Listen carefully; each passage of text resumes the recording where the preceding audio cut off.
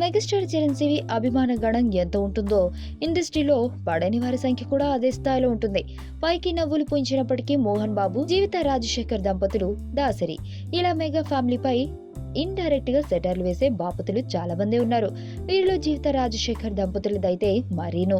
సినిమాలో ఠాకూర్ సినిమా కథను లాక్కున్నారన్న ఆరోపణల దగ్గర నుంచి వారిద్దరిపై దాడి, చివరి ఆఖరికి గబ్బర్ సింగ్ లో రాజశేఖర్ ను ఇమిటేట్ చేయడంతోనే అంత పెద్ద హిట్ అయిందని జీవిత వ్యాఖ్యలు చేయడం దాకా అంత కామెడీగా అనిపించక మానదు.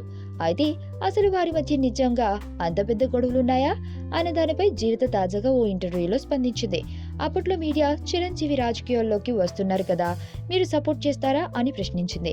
దానికి సమాధానం చెప్పారు రాజశేఖర్. తోటి నటుడిగా చిరంజీవిని అభినందిస్తాను, కానీ ఆయనకు పొలిటికల్ అనుభవం లేదు కాబట్టి నేను వేరే పార్టీకి సపోర్ట్ చేస్తున్నాను అని బదులిచ్చారు. అంతే.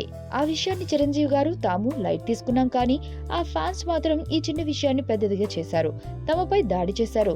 చిరు స్వయంగా వచ్చి మీడియా ముందు చెప్పినా ఆ తర్వాత మాటల దాడులు కొందరు ఆపలేదు అంది జీవిత. ఈ విషయాన్ని చిరు అభిమానులు పెద్దగా చేయడం వల్లే తాము కూడా సీరియస్ గా తీసుకుని చిరంజీవికి వ్యతిరేకంగా పనిచేశామని చెప్పారు. అనంతరం రాజకీయాలు, వాటిలో తమకొచ్చిన అనుభవాలపై కూడా జీవిత స్పందించారు.